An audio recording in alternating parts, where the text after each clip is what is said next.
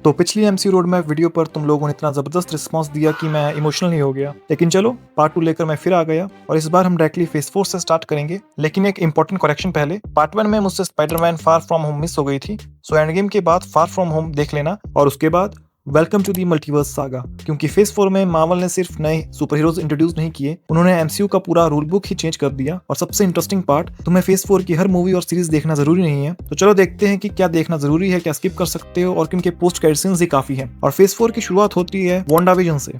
अगर तुम सीधा मल्टीवर्स ऑफ मैडनेस देखने वाले हो तो ये सीरीज बिल्कुल भी स्किप मत करना। यहीं से वांडा की स्टोरी एक नई डायरेक्शन में जाती है और मल्टीवर्स सागा की फाउंडेशन भी यहीं से बिल्ड होना शुरू होती है। और अब बात करते हैं कैप्टन अमेरिका की लेगेसी को आगे बढ़ाने वाली सीरीज से, the falcon and the winter soldier. ये सीरीज मेनली कैप्टन अमेरिका की लेगेसी को आगे बढ़ाती है और सैम विल्सन के कैरेक्टर को और डेवलप करती है। अगर तुम कैप्टन अमेरिका के फैन हो तो डेफिनेटली इसे देखना, लेकिन अगर तुम्हारा फोकस सिर्फ एवेंजर्स डूम्सडे तक पहुंचना है तो इसे ऑप्शनल रख सकते हो। और अब बात करते हैं उस वेब सीरीज की जिसने एंड गेम के बाद लाखों मार्वल फैंस को दोबारा एमसीयू से प्यार करवा दिया, लोकी सीजन 1। अगर किसी एक सीरीज ने मल्टीवर्स सागा की असली फाउंडेशन रखी है तो वो यही है। और अगर तुम लोकी को सिर्फ एक विलन समझते थे तो इस सीरीज के बाद हो सकता है कि वो तुम्हारा फेवरेट मार्वल कैरेक्टर बन जाए। इसलिए लोकी सीजन 1 को किसी भी हाल में स्किप मत करना, क्योंकि एवेंजर्स डूम्सडे तक पहुंचने की जर्नी में ये सीरीज सबसे इंपॉर्टेंट होने वाली है।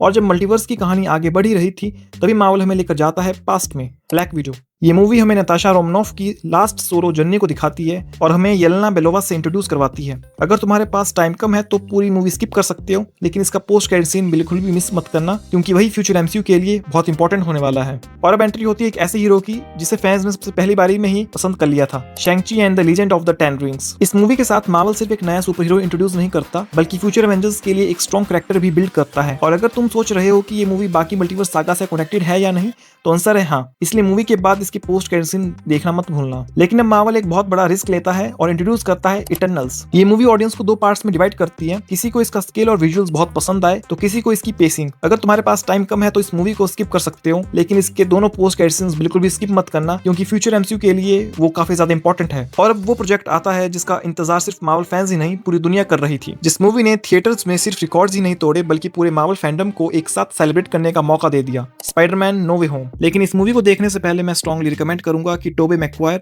और एंड्रू गारफील्ड की स्पाइडरमैन मूवीज देख लेना, क्योंकि तभी इस मूवी का हर इमोशनल मोमेंट और हर सरप्राइज अपना असली इंपैक्ट छोड़ेंगे। और एमसीयू की बात करें तो मल्टीवर्स की स्टोरी को आगे बढ़ाने में ये मूवी बहुत इंपॉर्टेंट रोल प्ले करती है। और जब मल्टीवर्स के दरवाजे पूरी तरह से खुल चुके थे तो मार्वल हमें लेकर आता है न्यूयॉर्क की गलियों में हॉकाई। हॉकाई एक फन और लाइट हार्टेड सीरीज है जो क्लिंट बार्टन और कैचे बिशप की पार्टनरशिप को एस्टैब्लिश करती है, साथ ही येलेना बेलोवा की स्टोरी को भी आगे बढ़ाती है। अगर तुम्हारे पास टाइम कम है तो इसे स्किप कर सकते हो, लेकिन अगर फ्यूचर यंग एवेंजर्स का ग्राउंड वर्क देखना चाहते हो तो ये सीरीज देख लेना। लेकिन अब मार्वल्स हमें लेकर जाता है एक ऐसी दुनिया में जहां ना एवेंजर्स है ना मल्टीवर्स, बस एक मिस्टीरियस हीरो, मून नाइट। एक ऐसा हीरो जिसे खुद नहीं पता कि उसके साथ एक्चुअल में क्या हो रहा है। ये सीरीज एमसीयू की मेन स्टोरी लाइन के लिए इतनी भी इंपॉर्टेंट नहीं है, लेकिन कैरेक्टर और स्टोरी टेलिंग बहुत ज्यादा बेहतरीन की गई है, जिस वजह से मैं रिकमेंड करूंगा कि इसे देख लेना। बाकी अगर सिर्फ एवेंजर्स डूम्सडे देखना चाहते हो तो इसे स्किप कर सकते हो। और अब बात करते हैं फेज 4 के उस प्रोजेक्ट की जहां मल्टीवर्स सिर्फ एक कॉन्सेप्ट नहीं रहता बल्कि प्रॉपर केओस बन जाता है, doctor strange in the multiverse of madness. अगर तुमने वांडाविजन देखी है तो यहाँ वांडा की स्टोरी डायरेक्टली कंटिन्यू होती है और डॉक्टर स्ट्रेंज के थ्रू हमें डिफरेंट यूनिवर्सेस और उनके डेंजर्स के ग्लिम्स देखने को मिलते हैं। एमसीयू के फ्यूचर मल्टीवर्स स्टोरी लाइन के लिए ये मूवी काफी इंपॉर्टेंट है और इसके एंड क्रेडिट सीन जरूर देखना, क्योंकि फ्यूचर के लिए एक इंपॉर्टेंट कैरेक्टर की एंट्री वहीं से होती है। और डॉक्टर स्ट्रेंज के बाद मार्वल इंट्रोड्यूस करता है एक young super hero, miss Marvel. इस कैरेक्टर का कनेक्शन डूम्सडे से डायरेक्टली तो नहीं है, लेकिन फ्यूचर यंग एवेंजर्स के लिए ये स्टोरी काफी इंपॉर्टेंट हो सकती है। सो डूम्सडे के लिए इसे ऑप्शनल रख सकते हो, लेकिन इस कैरेक्टर के लिए इसे अगर देखना चाहते हो तो एक बार देख सकते हो। और अब बारी है एक ऐसे हीरो की जिसको एमसीयू में हमने सबसे ज्यादा बदलते हुए देखा है, Thor love and thunder. Movie का main focus Thor, Jane Foster और एक नए विलन पर है। इस मूवी का कनेक्शन मल्टीवर्स सागा से डायरेक्टली तो नहीं है, लेकिन थॉर की जर्नी को आगे देखने के लिए स्टोरी काफी इंपॉर्टेंट है और इसके एंड क्रेडिट्स मिस मत करना। और अब एमसीयू की स्टोरी थोड़ी देर के लिए कोर्ट रूम ड्रामा में चली जाती है। शी हल्क एमसीयू की एक लाइटर और मोर कॉमेडिक साइड को एक्सप्लोर करती है, लेकिन डूम्सडे तक पहुंचने की जर्नी में इस स्टोरी का कोई मेजर रिक्वायरमेंट नहीं है, तो अगर तुम्हारे पास टाइम कम है तो इसे स्किप कर देना। और अब आता है एमसीयू का ऐसा प्रोजेक्ट जो बाकी मार्वल प्रोजेक्ट से बिल्कुल ही अलग है, वेयरवुल्फ बाय नाइट। ये एक शॉर्ट स्पेशल है जो एमसीयू के सुपरनैचुरल साइड को इंट्रोड्यूस करवाता है, लेकिन एवेंजर्स डूम्सडे तक पहुंचने के लिए इसे देखना जरूरी नहीं है। लेकिन अगर तुम्हें मार्वल का हॉरर और सुपरनैचुरल साइड इंटरेस्टिंग लगता है तो डेफिनेटली इसे ट्राई कर सकते हो, वरना इसको भी स्किप कर लेना।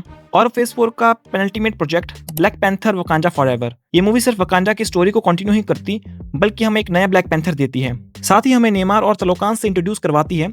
डूम्सडे के लिए इसका कनेक्शन लोकी या नो वे होम जितना इंपॉर्टेंट तो नहीं है, लेकिन फ्यूचर एमसीयू और वकांडा की स्टोरी के लिए इसे स्किप मत करना। और फाइनली फेज 4 का लास्ट प्रोजेक्ट है the guardians of the Galaxy holiday special. ये बेसिकली एक शॉर्ट फन क्रिसमस स्पेशल है, तो एवेंजर्स डूम्सडे के लिए इसे स्किप कर सकते हो, लेकिन अगर तुम guardians of the Galaxy volume 3 देखने वाले हो तो मैं इसे रिकमेंड करूंगा, क्योंकि यहीं से गार्डियंस के कैरेक्टर्स और उनके रिलेशनशिप्स को थोड़ा और एक्सप्लोर किया जाता है। और बस इसी के साथ फेज 4 कंप्लीट होता है। लेकिन अगर तुम्हें लगता है कि मल्टीवर्स सागा यहाँ तक कॉम्प्लिकेटेड था, तो अभी पिक्चर बाकी है, क्योंकि फेज 5 में कैंग का थ्रेड और बढ़ने वाला है, मल्टीवर्स और ज्यादा एक्सपेंड होने वाला है, और एमसीयू के कुछ ऐसे कैरेक्टर्स इंट्रोड्यूस होने वाले हैं जो फ्यूचर एवेंजर्स स्टोरी में काफी इंपॉर्टेंट होने वाले हैं। और फिर आएगा फेज 6, जहां सारी ये स्कैटर्ड स्टोरीज एक बार फिर एक ही जगह कन्वर्ज होने वाली है। लेकिन फेज 5 और फेज 6 में एग्जैक्टली क्या देखना है, क्वांटमेनिया कितनी इंपॉर्टेंट है, सीक्रेट इन्वेजन स्किप कर सकते हो, लोकी सीजन 2 कितना इंपॉर्टेंट है, और सबसे बड़ा सवाल एवेंजर्स डूम्सडे से पहले एग्जैक्टली कौन सी मूवीज और सीरीज देखनी है, ये सब पार्ट 3 में। तब तक अगर तुमने फेज 4 अभी तक कंप्लीट नहीं किया है तो इस वीडियो को सेव कर लेना, और मिलते हैं फेज 5 और फेज 6 के कंप्लीट रोड मैप के साथ।